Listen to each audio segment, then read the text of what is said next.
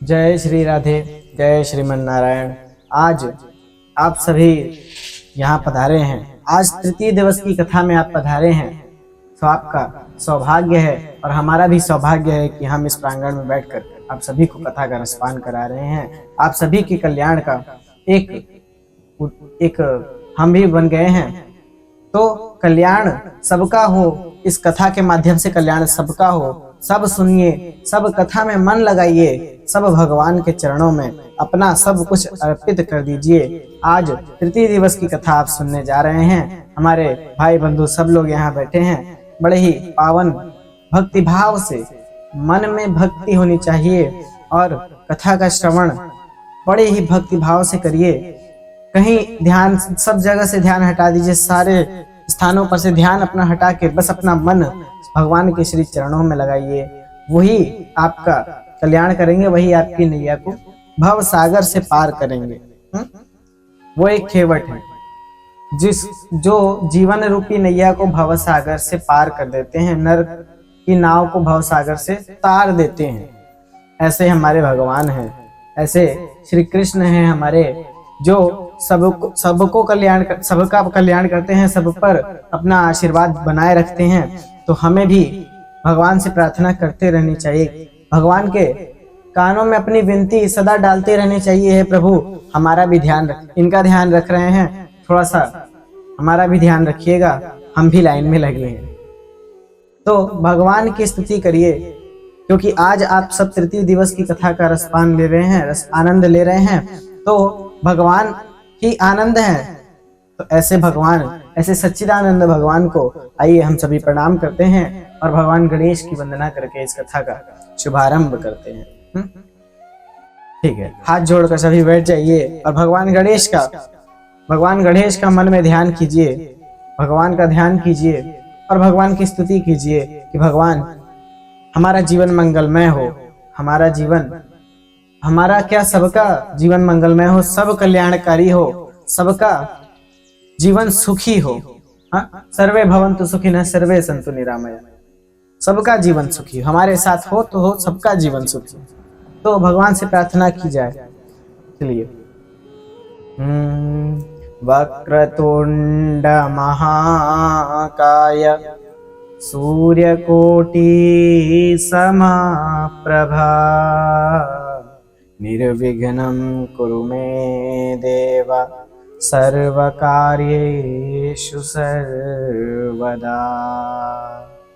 या देवी सर्वभूतेषु शक्तिरूपेण संस्थिता नमस्तस्यै नमस्तस्यै नमस्तस्यै नमो नमः। या देवी सर्वभूतेषु मातृरूपेण संस्थिता नमस्तस्यै नमस्तस्यै नमस्तस्यै नमो नमः। ॐ जयन्ती मंगला काली भद्रकाली कपालिनी दुर्गा क्षमा शिवा धात्री स्वाहा स्वधा नमोस्तुते। जय श्रीमन्नारायण, जय श्री कृष्ण। राधे राधे। शुक्रां वरदनं विष्णुं शशिधरणं चतुर्भुजं प्रसन्नवदनं ध्याये सर्वविघ्नोपशान्तये। शान्ताकारं भुजगशयनं पद्मनाभं सुरेशं विश्वाधारं गगनसदृशं मेघवर्णं शुभांगं लक्ष्मीकान्तं कमलनयनं योगिभिर्ध्यालगम्यं वन्दे विष्णुं भवभयहरं सर्वलोकैकनाथं। जय श्री कृष्ण। ऐसे हम सभी भगवान की आराधना करते हैं, भगवान की स्तुति करते हैं, आस्तुति से उसकी कथा प्रारंभ करते हैं और हम सभी अपने गुरुजनों की आराधना करते हैं। गुरु ब्रह्मा गुरु विष्णु गुरुदेवो महेश्वर, गुरु साक्षात परब्रह्म तस्मै श्री गुरुवे नमः। माता सरस्वती की वंदना करते हैं। सभी माता सरस्वती को कर जोड़कर शीश नवाते हैं। या कुंदे दुतुषारहार धवला, या शुभ्रवस्त्रावृता, या वीणावरदण्डमण्डितकरा, या श्वेत पद्मासना, या ब्रह्मच्युत शंकर प्रभृतिभिः देवैः सदा वन्दिता, सा मां पातु सरस्वती भगवती निःशेषजाड्यं पहा। शुक्लां ब्रह्म विचारसार परम आज्ञां जगद्व्यापिनीं, वीणा पुस्तकधारिणीम् अभयदा जाड्यान्धकारां पहा। हस्ते स्फाटिकमालिकं निदधति पद्मासने संस्थिता, वन्दे तां परमेश्वरीं भगवती बुद्धिप्रदां शारदाम्। जय श्रीमन, जय माता सरस्वती, जय विद्यादायिनी माता। हम सभी आज की कथा को श्रवण करने यहाँ बैठे हैं। आप भी आइए, आप भी हम सभी का कल्याण कीजिए, हमारे सारे श्रोताओं का कल्याण कीजिए। तो भगवान शुकदेव जी को प्रणाम करके, भगवान वेदव्यास जी को प्रणाम करके आज की कथा का शुभारंभ होता है। आइए कथा में प्रवेश करते हैं बड़े प्रेम से। नारायणं नमस्कृत्य नरं चैव नरोत्तमं, देवीं सरस्वती व्यासं ततो जयमुदीरे। जय वेदव्यास जी की, जय शुकदेव जी महाराज को प्रणाम करते हैं। और आज की बड़ी पावनमयी कथा है, सबको सुननी चाहिए, कथा सब तक पहुंचानी चाहिए। जो नहीं सुन पा रहा हो उस तक भी इस कथा को पहुंचाना चाहिए, हर कथा को पहुंचाना चाहिए। हर कथा सुनिए, कथा सुनते सुनते आपका मन भगवान में लगता है। आपका मन जो है, जो चंचल है, जो घोड़े के बच्चे की भांति चंचल है, जिसको आप लोग वश में नहीं कर सकते, उसे भगवान की शक्ति द्वारा वश में किया जा सकता है। बस भगवान पे विश्वास होना चाहिए। भगवान पर विश्वास होगा तो सब कुछ ठीक होगा, सब कुछ सुव्यवस्थित तरीके से चलेगा यदि भगवान पे विश्वास हुआ तो।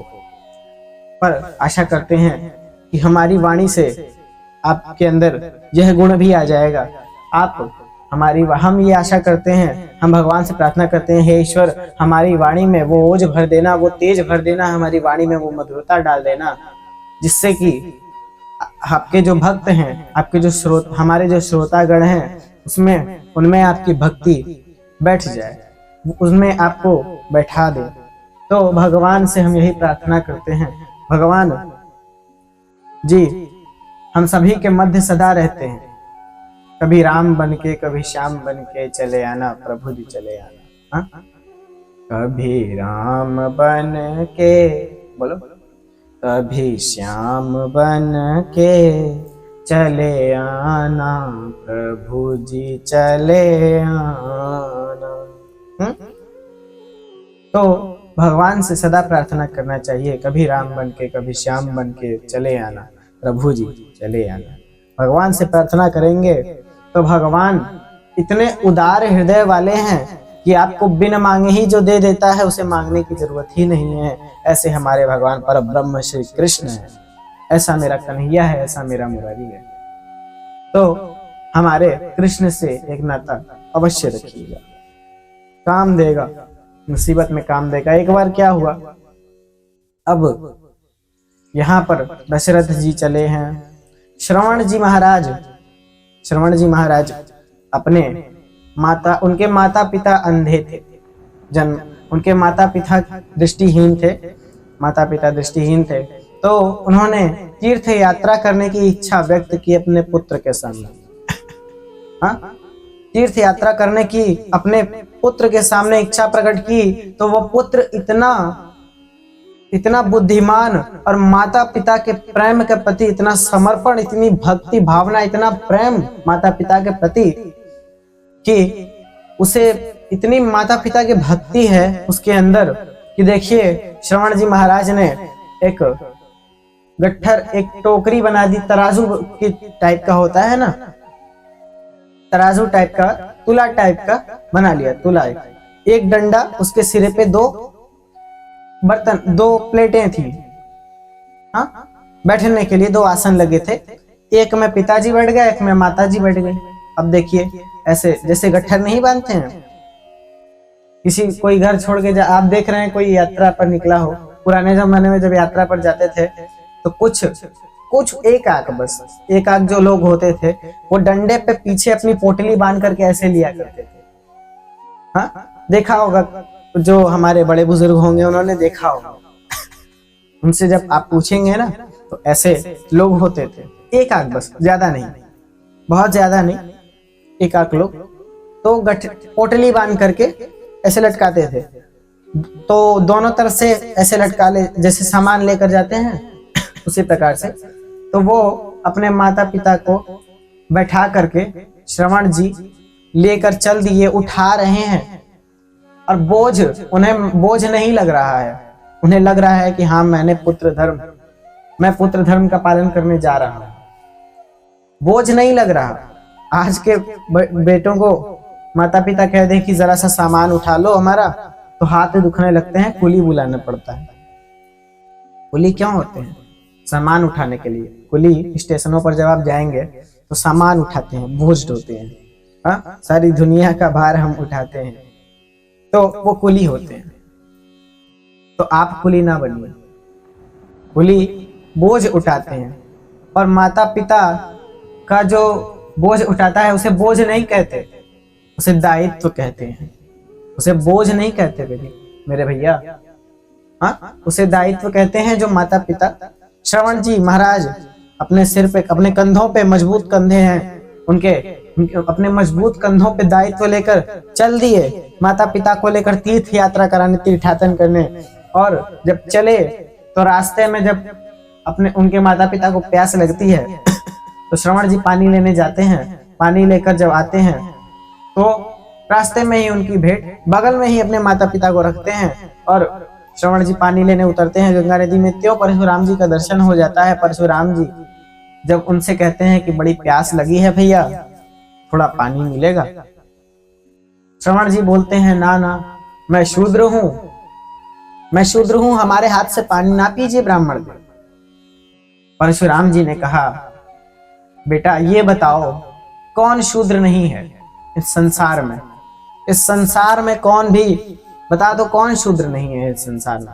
जो आया है नंगा ही तो आया है, नग्न ही तो आया है, कपड़े पहनकर आया था मां के गर्भ से? नहीं, जो आया है नग्न आया है। तो कौन शूद्र नहीं है बताओ? कोई नहीं। भगवान परशुराम कहते हैं, जन्मनो जायते शूद्रः संस्कारात्मजो उच्यते। यदि संस्कार ऊंचे हैं, कोई जन्म से शूद्र नहीं। यह है, जन्म से तो सभी शूद्र होते हैं, संस्कार ऊंचे होने चाहिए। जन्मनो जायते शूद्रः संस्कारात्मजो उच्यते। जन्म से तो सभी शूद्र होते हैं। शूद्र, आप सभी शूद्रों से नफरत आज के समाज करता है, शूद्रों की छाया से दूर भागता है, पर वो ये नहीं जानते कि शूद्रों का कर्म क्या है। शूद्रों का कर्म ही उनका धर्म है। आपको हमने बताया था कि अपना कर्म ही अपना धर्म है, और यदि शूद्र अपना धर्म निभाते हैं पूरी निष्ठा के साथ तो वे शूद्र नहीं, वो धर्मात्मा हो गए, तत्क्षण धर्मात्मा हो जाते हैं। ऐसों के पुण्य बढ़ने में देरी नहीं लगती। और शूद्र बता दीजिए कहां से? भगवान विराट के भुजाओं से क्षत्रिय उत्पन्न हुए हैं, जंघाओं से वैश्य उत्पन्न हुए हैं, तो पांव से, भगवान के चरणों से शूद्र उत्पन्न हुए हैं। अब बताइए किनको चरणों का स्पर्श क्यों किया जाता है? आज भी लोग चरणों का स्पर्श करते हैं। भगवान विराट के चरणों से शूद्रों का आना हुआ है। शूद्र भगवान विराट के चरणों से उत्पन्न हुए हैं। सो आप देखिए आज भी बड़ों के चरण छुए जाते हैं। भगवान श्रीमन नारायण का वास भी चरण में होता है और शूद्र भी चरणों से ही निकले हैं। तो आज चरण छूते हैं लोग, तो शूद्रों को छूने में क्या दिक्कत है? शूद्रों के हाथ से पानी पी लिया तो क्या दिक्कत है? अपमान कर देते हैं, गलत बात। जब आप बड़ों के पैर ही छूते हैं, आपने किसी बड़े के पैर छुए, सो उन चरणों में भगवान श्रीमन नारायण का वास है। श्रीमन नारायण के चरणों से शूद्र उत्पन्न हुए हैं। तो ये बताइए, यदि शूद्र को आप गलत मानते हैं छूना, तो फिर आप बड़ों के चरण ही क्यों छू रहे हैं? तो बात बराबर है। सभी इस भगवान ने जिनको भी बनाया है, शूद्र तो एक बस नाम है, उपाधि है। क्षत्रिय वैश्य शूद्र जो है उपाधियां हैं, भगवान द्वारा दी गई। कैसे?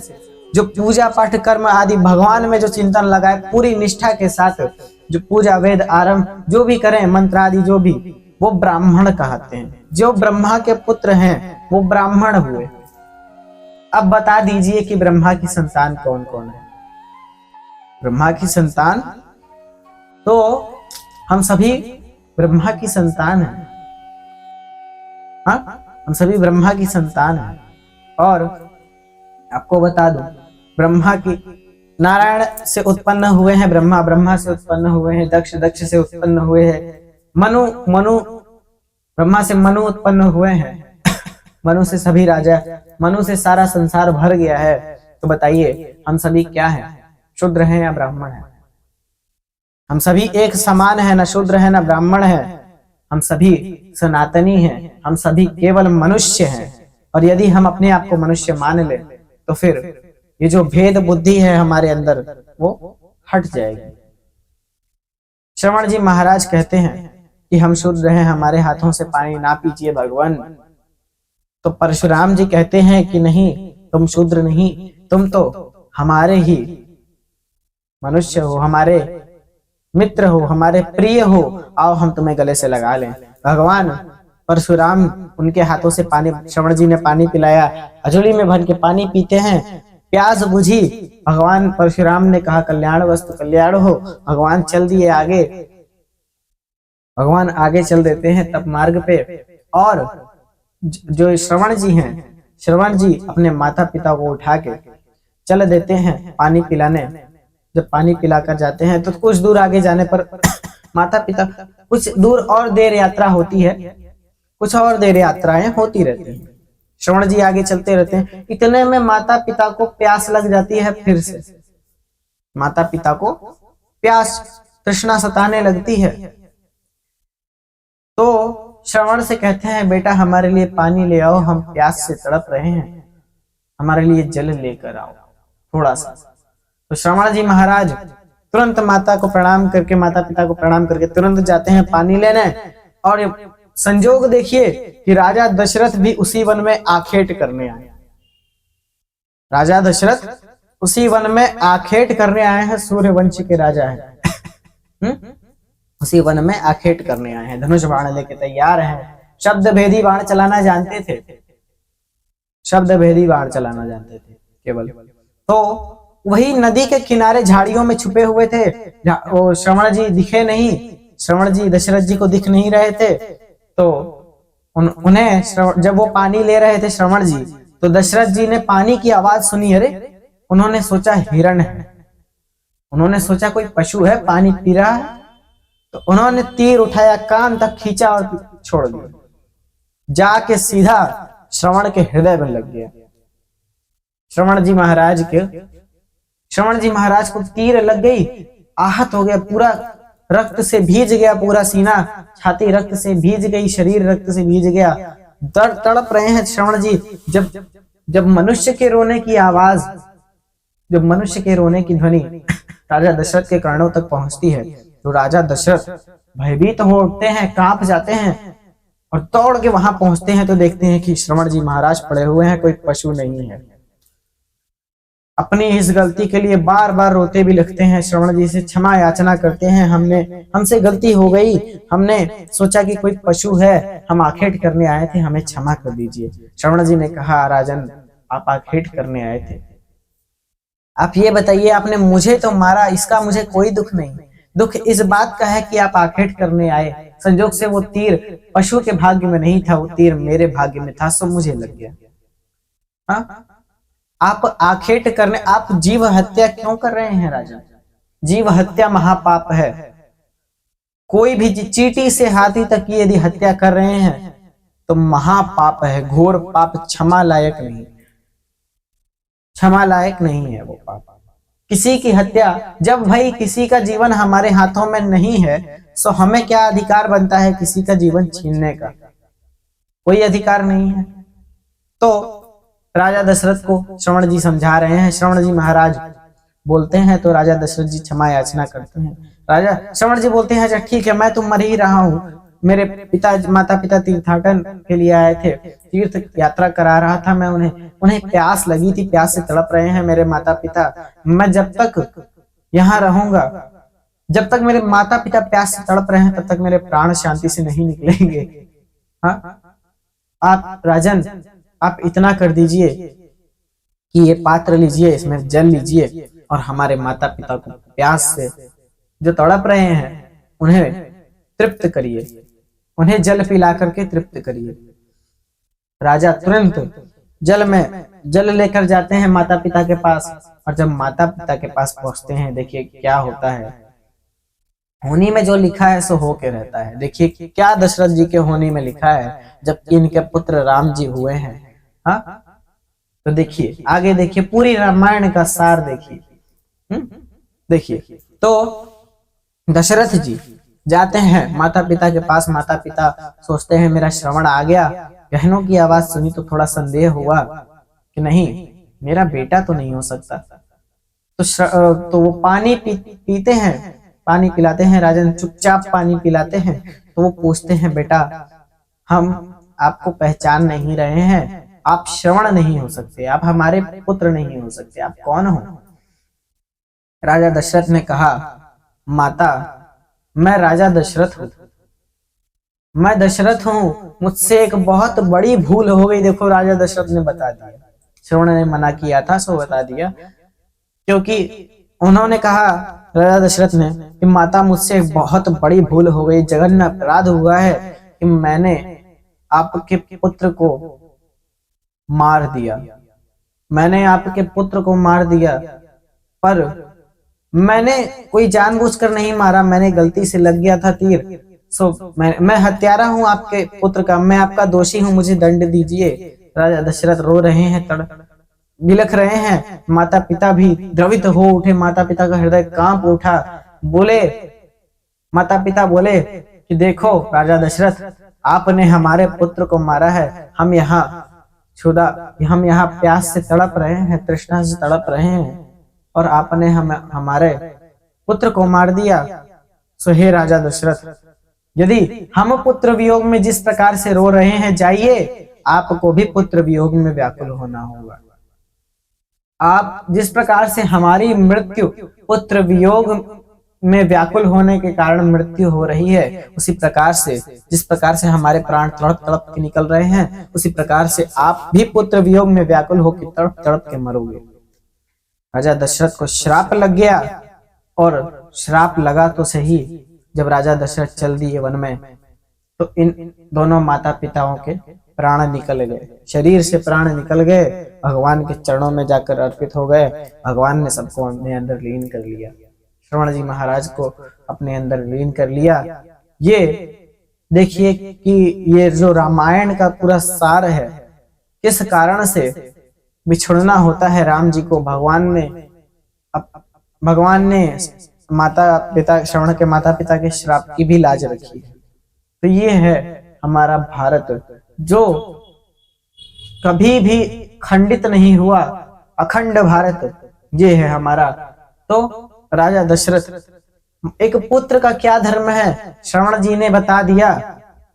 एक पुत्र का क्या धर्म है, क्या कर्म है। उस समय जब माता पिता निस्सहाय हो, अपने कंधों पर कितना दर्द हुआ होगा, सोच लीजिए।